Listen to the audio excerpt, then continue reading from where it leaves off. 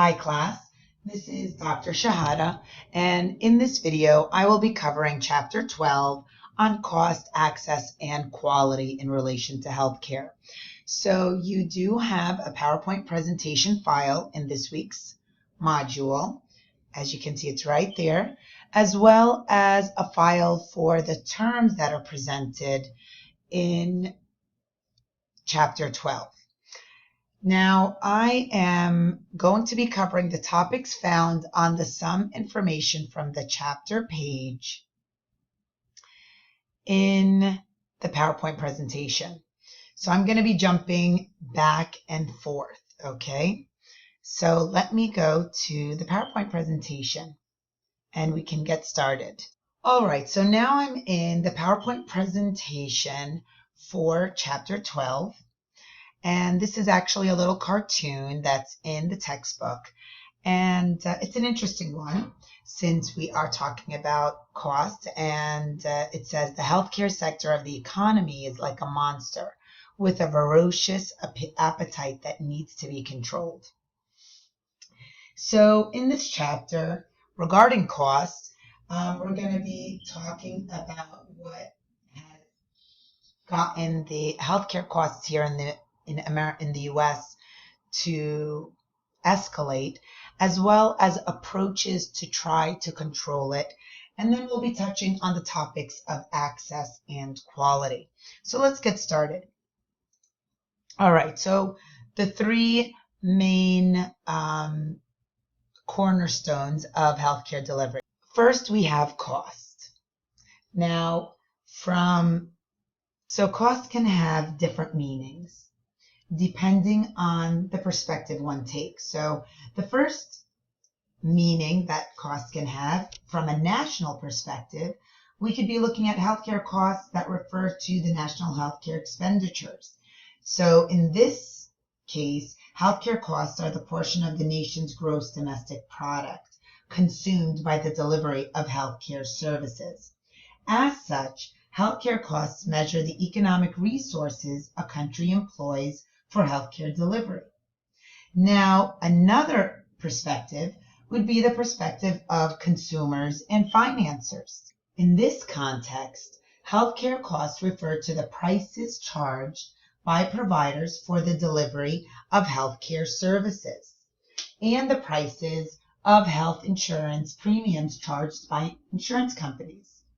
Now, from the provider's perspective, healthcare costs refer to the cost of producing healthcare services. So keep that in mind, that it really depends on the perspective you're taking when you're speaking about cost. The second cornerstone, which is listed, is access. So access is the ability of consumers to obtain healthcare when it's needed. Theoretically, the uninsured lack access to healthcare. Access governs the volume or quantity of healthcare services. Now, the third cornerstone is quality. And quality is really composed of three key elements. One is the extent to which desired health outcomes are obtained. Second is the consistency with current professional knowledge in the delivery of care. And third is the quality that applies at both the individual, which is the micro perspective level, and the population level, or the macro perspective level. Now, cost and access go hand in hand. So expansion in healthcare access will increase healthcare expenditures. Uncontrolled expenditures mitigate a nation's ability to provide access to quality healthcare. All right. Now for this slide, high quality care. So we're looking at the most cost-effective care. Cost is important in evaluating quality. Now it's achieved when accessible services are efficient, cost-effective, and provided in an acceptable manner. All right, now for the following slide, the three meanings of cost. I already went over this, so I'm not going to bore you and start explaining it again. Now, the following slide here speaks about evaluating national healthcare expenditures. So one of the first ways is to compare medical inflation to general inflation in the economy. Now, medical inflation has generally stayed above the rate of increase, in consumer price, in the consumer price index. Now, the second approach is to compare the national healthcare expenditure with the gross domestic product. So healthcare spending growth rates have consistently surpassed growth rates in the general economy. Now, another approach is the international comparison. So compared to other nations, U.S. uses a large share of its economic resources. I just noticed this typo. I'm going to be adjusting that. The U.S. spends more on healthcare per capita and as a percent of gross domestic product than any other developed country. But in recent years, there have been some signs of stabilization. All right, so let's go to the next slide. All right, so the U.S. uses a larger percentage of economic resources on healthcare. About 16% of GDP was spent on healthcare in 2005, and about 17% was spent on healthcare in 2015.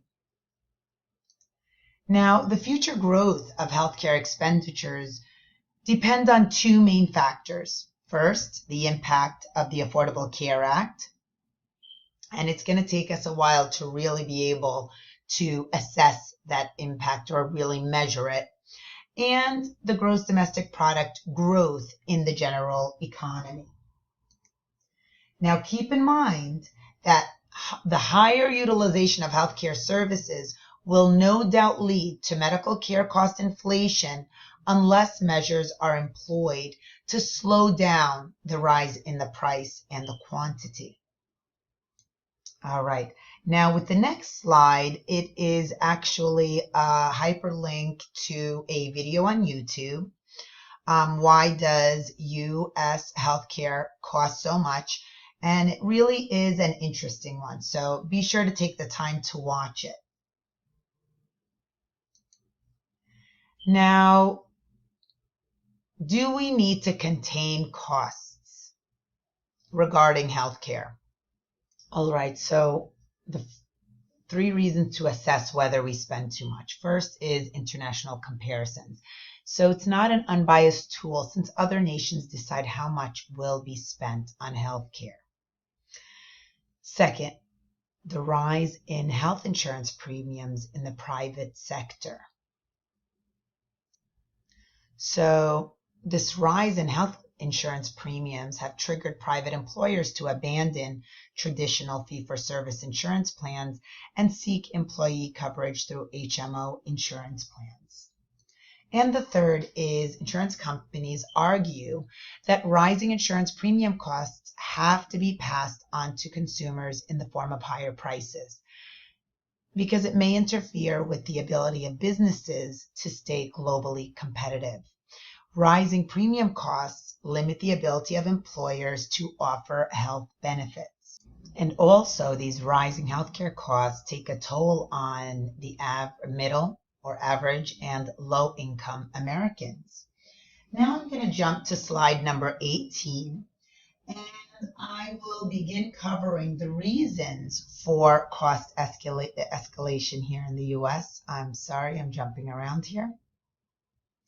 All right, so medical cost inflation is influenced by third-party payment, imperfect market, growth of technology, increase in elderly population, medical model of healthcare delivery, multi-payer system, which is the administrative costs, the defensive medicine, waste and abuse, and practice variations. All right, so now for the following slide, which is third-party payment. Third-party payment contributes to moral hazard and provider-induced demand because it insulates the consumers against the cost of healthcare. Okay? So individual out-of-pocket expenses are far lower than the actual cost of the service. Now, the next slide, we are covering the topic of imperfect market conditions. So I want you to keep in mind that in an imperfect market, utilization of healthcare is driven by need rather than demand. Utilization is increased when patients are insulated from having to bear the cost of healthcare. Providers are able to induce demand to increase their own incomes. Higher utilization means higher quantities of healthcare services being consumed. So in a highly competitive market, prices charged by providers for healthcare services are likely to be much closer to the cost of producing the services. And this is because higher prices would lower demand for their services. Now, under imperfect market conditions, the prices charged for healthcare services will be permanently higher than the true economic costs of production.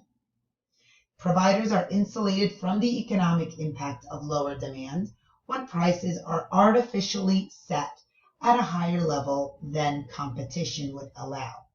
So health insurance also insulates patients from higher prices. All right, now for the next slide on technology. So technology and specialization. So beliefs and values are that the more specialized, the better. So the growth of technology, research and development are very costly. So that's definitely increased with this growth of medical technology, and they're included in healthcare expenditures. This is one reason why the cost of pharmaceuticals also has increased at an alarming rate in the US. Once developed, new technology often creates its own demand. Now, the next slide touches on the increase in the elderly population. So they consume more health care than younger people. So there's the increased longevity, right? So we're looking at life expectancy here. In 1900, it was 47.3 years, and in 2005, it was 77.4. The growth in the U.S. elderly population has outpaced the non-elderly population since 1900. So the youngest age group is shrinking. The elderly use nearly 3 times as much healthcare services as the younger population. Now, regarding the medical model, medical interventions are costlier than prevention and health promotion. Now, when we're looking at the medical model, health promotion and disease prevention takes a back seat. So that's something you really need to keep in mind. Now, when we're looking at the multi-payer system, we see that there is, the administrative costs in a multi-payer system are nearly double of what they would be in a single payer system. And here in the US, we have a multi-payer system. When we're talking about a single payer system, we're looking more at national health systems, universal health care like Canada and many European countries. The next slide talks about defensive medicine. So when we're talking about defensive medicine, we're talking about additional tests and medical services that are used merely as a protection against lawsuits. So an example of this would be the induction of labor and C-sections that are commonly overused procedures in the US. And the reason this has been going on is the fear of legal liability is one of the main reasons. And the idea is that it's easier to defend a potential birth injury case when you have as much control as you can over the situation. Now, the next reason for cost escalation that I'm going to cover is fraud and abuse. So fraud is knowing and disregarding the truth. And it's been a major problem in Medicare and Medicaid. Here's a couple of examples. One is that it occurs when billing claims are intentionally falsified. Second, there's also more services that are provided than what is medically necessary. And another example is upcoding. And this is actually when higher price services are billed when actually a lower price service was delivered. Now, the topic of anti-kickback statute. So what the statute is that it's illegal to provide remuneration to any individual or entity in exchange for a referral for services. So receiving a kickback for referrals is illegal, and the Stark Law prohibits this. And an example of a kickback would be if a physician owns a portion of a blood laboratory and he has a patient that needs to get their blood tested, and he refers that patient to that lab that he owns or partially owns, and that is illegal. All right, so the next slide, I'm going to jump to slide 30 and talk about practice variations. All right, so practice variations, it's been documented that there are notable differences in utilization rates for hospital admissions and surgical procedures among different communities. Practice variations practice variation is also known as small area variations. Variations by geographic location signal gross inefficiencies in the system. So this increases cost without yielding better outcomes. Now, SAVs indicate that patients in some parts of the country are receiving too much treatment, whereas others may be receiving too little, and it compromises both cost and quality.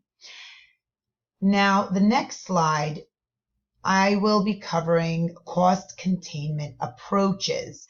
So the approaches I'm going to be talking about are regulatory approaches.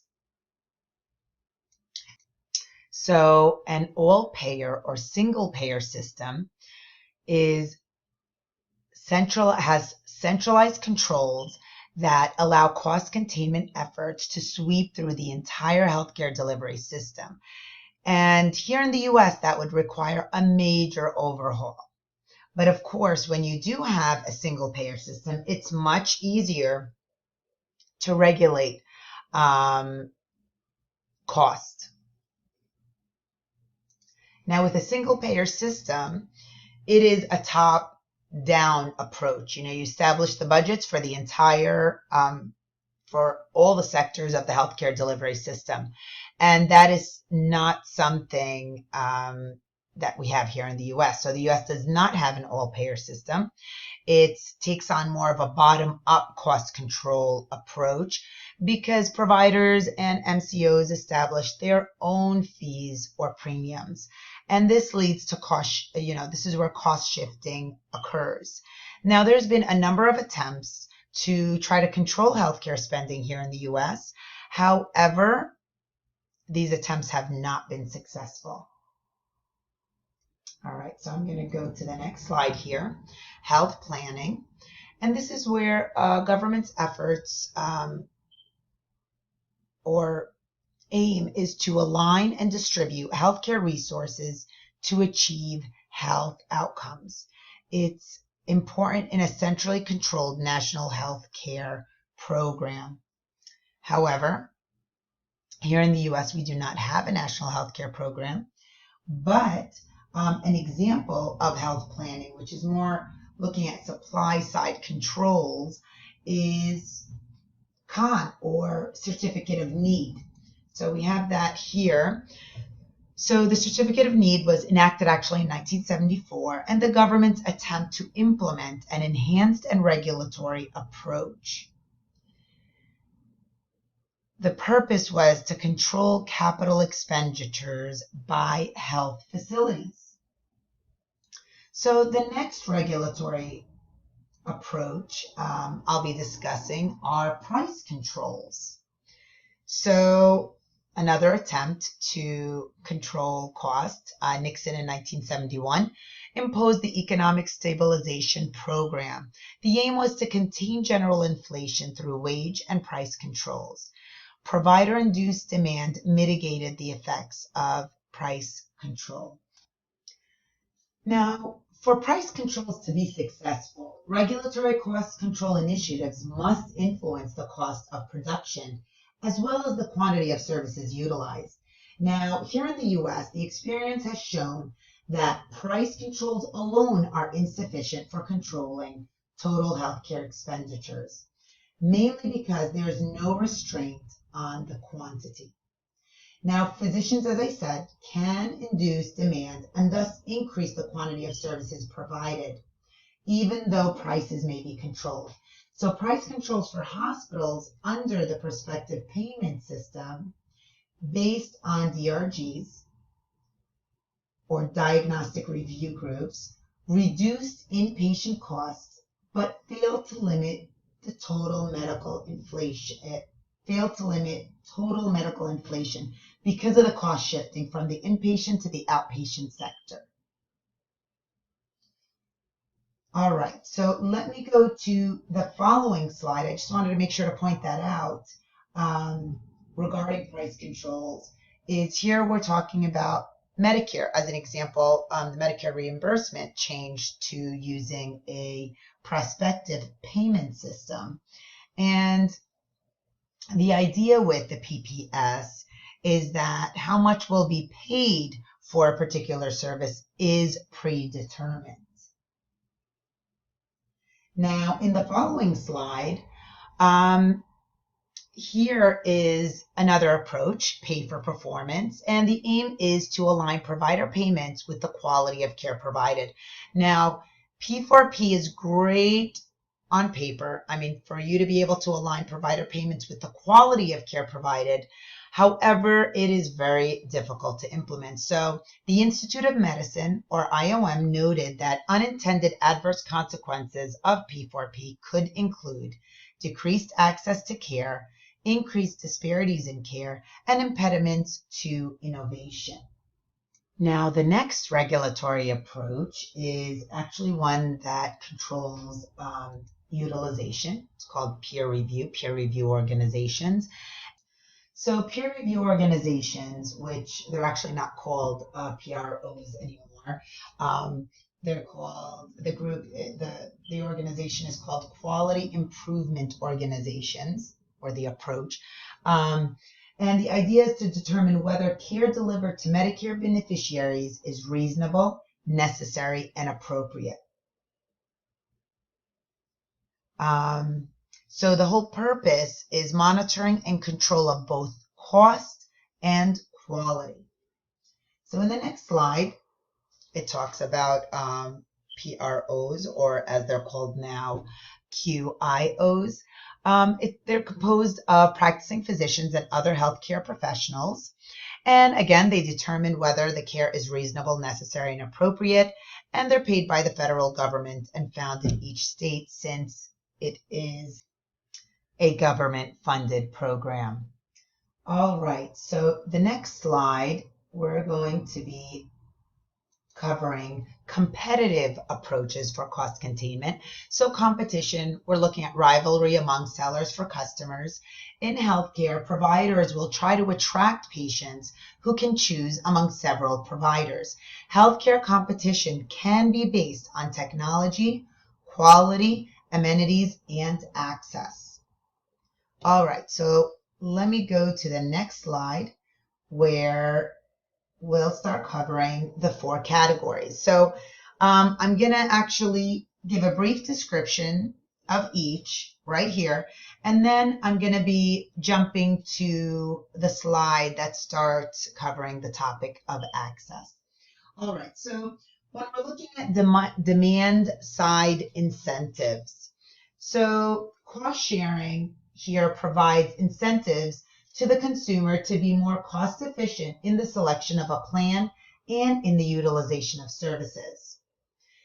With supply side regulations, we're looking at antitrust laws that prohibit business practices that stifle competition among providers.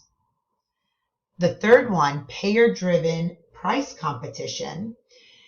This helps overcome some of the inefficiencies of an imperfect healthcare market.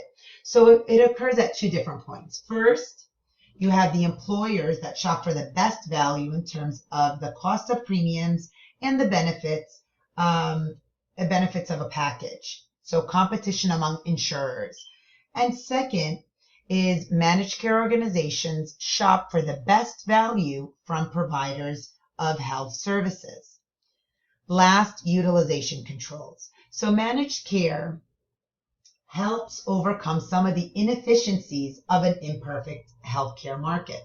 Managed care is directed toward intervening in the decisions made by care providers to ensure that only appropriate and necessary services are provided and that these services are provided efficiently.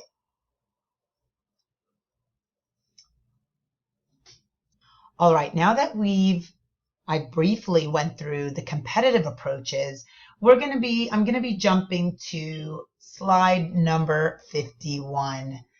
Actually, no, slide number 49.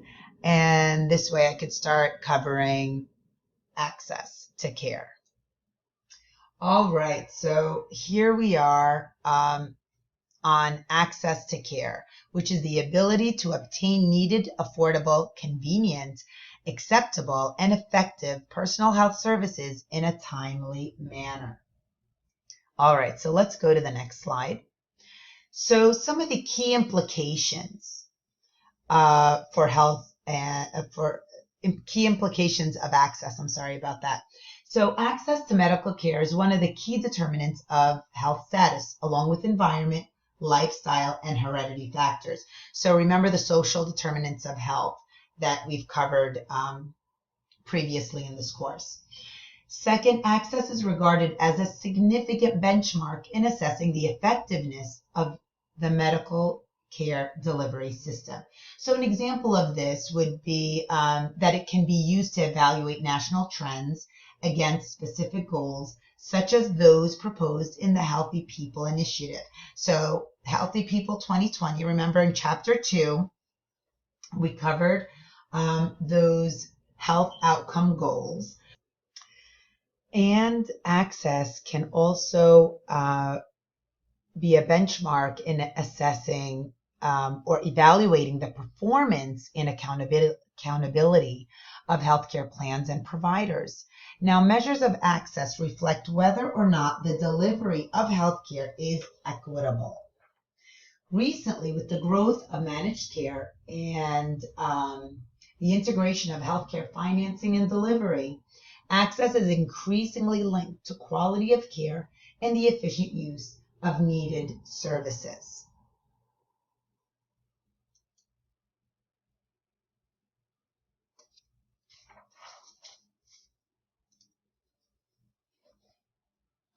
All right, so in the next slide, we are going to cover some of the concepts of access. So predisposing conditions as well as enabling conditions.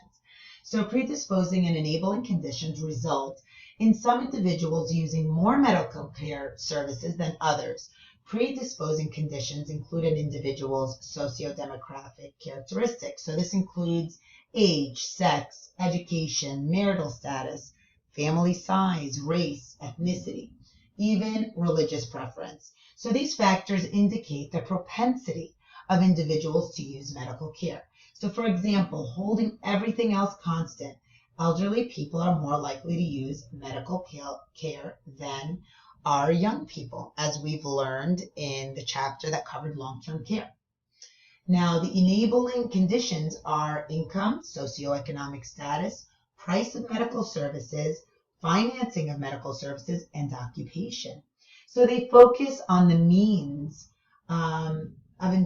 means individuals had at their disposal that enable them to use medical care. So for example, holding everything else constant, those with higher incomes are more likely to use medical care than those with lower incomes. All right, and in this next slide, enabling conditions, again, I just spoke about that, when I covered predisposing conditions and enabling conditions. All right, so now I'm going to jump to slide number 54. And I'm going to cover dimensions of access. There are 5 dimensions that we're going to be covering. So let me jump to that slide. All right, so the 5 dimensions are availability, accessibility, accommodation, affordability, and acceptability. So when we're talking about availability refers to the fit between service capacity and the individual's requirements. So an example of this would be, are primary and preventative services available to patients? Are enabling services such as transportation, language, and social services provided? Are there sufficient specialists in the health plan to take care of patients' needs? Is access to primary care services provided 24 hours a day, 7 days a week? Now, accessibility refers to the fit between the location of a provider and the location of the patients. So an example of this would be, are services convenient to patients? Can the provider location be reached by public or private transportation? Is the provider's site designed so that disabled or elderly patients are not inconvenienced? Does the provider accept patients regardless of payment source? Example, Medicare, Medicaid. Affordability. Accommodation. Yes, let me cover that first. So accommodation refers to the fit between the manner in which resources are organized to provide services and individuals' ability to take advantage of the arrangement. So for example, are there opportunities for a patient to schedule an appointment? Are scheduled office hours compatible with the work and way of life of those patients? Can most urgent cases be seen within 1 hour? Can most patients with acute but not urgent problems be seen within a day? So those were some examples of the dimension accommodation. So the next one I will be covering is affordability, which refers to individuals' ability to pay. Even individuals with insurance often have to consider deductibles and co-payments prior to utilization. So the questions that come to mind, are insurance premiums too high? Are deductibles and co-payments reasonable for the services covered under the plan? Are prescription prices affordable? Last is acceptability. Acceptability is based on the attitudes of both patients and providers and refers to the compatibility between patients' attitudes and the personal and practice characteristics of the providers, and providers' attitudes about the personal characteristics of the client. So what is the waiting time for scheduled appointments? Are patients encouraged to ask questions and review their records? Are patients and providers accepted without regard to race, religion, or ethnic origin? So that's what acceptability is. All right, so now I'm going to jump to slide number 57. I just want to cover the 4 types of access. So let me find slide 57. There you go. All right, so number 1, potential access, refers to healthcare system characteristics. So this is the capacity, organization, and financing. The enabling characteristics, including personal income, insurance status, and accessibility factors such as transportation.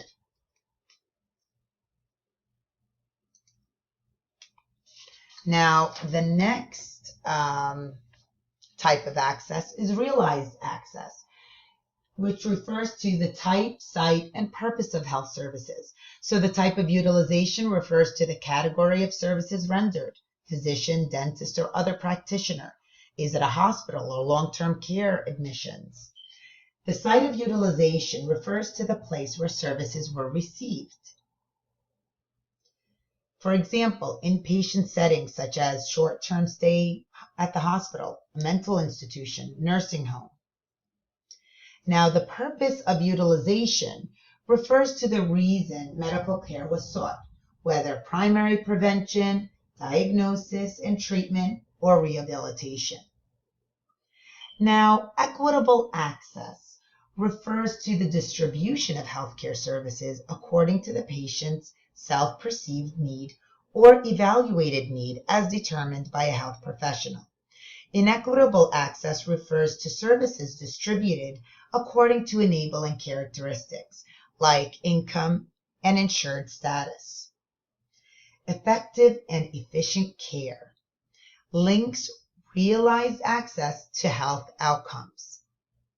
So, for example, does adequate prenatal care lead to successful birth outcomes as measured by birth weight? Is immunization related to the reduction of the incidence of vaccine-preventable childhood diseases like measles, mumps, or polio?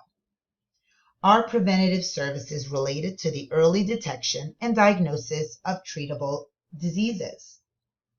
The concepts of effectiveness and efficiency link access to quality care. All right, so now I'm going to jump to slide number 60, and I will be covering the topic of quality of care in relation to healthcare. All right, so the Institute of Medicine's definition for quality of care, or IOM, has defined quality as the degree to which health services for individuals and populations increase the likelihood of desired health outcomes and are consistent with current professional knowledge. So the definition has several implications here. The first one is quality performance occurs on a continuum. So theoretically ranging from unacceptable to excellent. This definition implies that quality can be defined and measured, right? The second focus is on services provided by the healthcare delivery system as opposed to individual behaviors. You know what? I should have switched to the next slide. So I just listed quality performance and focus. So now we're on the third one. Now, the emphasis is on desired health outcomes with IOM's definition. Research evidence must be used to identify the services that improve health outcomes. And the last implication here regarding the IOM definition of quality is in the absence of scientific evidence regarding appropriateness of care. Professional consensus can be used to develop criteria for defining and measuring quality. So the definition proposed by IOM leaves out the role of cost in the evaluation of quality. So keep that in mind. Higher costs do not necessarily produce better health. Therefore, quality must be evaluated in relation to cost. And the second missing element is the relationship between access and quality. So it is highly unlikely that the population-based measures of health would improve in the U.S. without a system that extends basic health care to all Americans. Okay? All right, so now I'm going to go to the next slide. So the dimensions of quality need to be viewed from both a macro and micro perspective. So when we're looking at it from a micro level, it's associated with the performance of individual caregivers and healthcare organizations. When we're looking at it from a macro level, it looks at the quality from the standpoint of populations.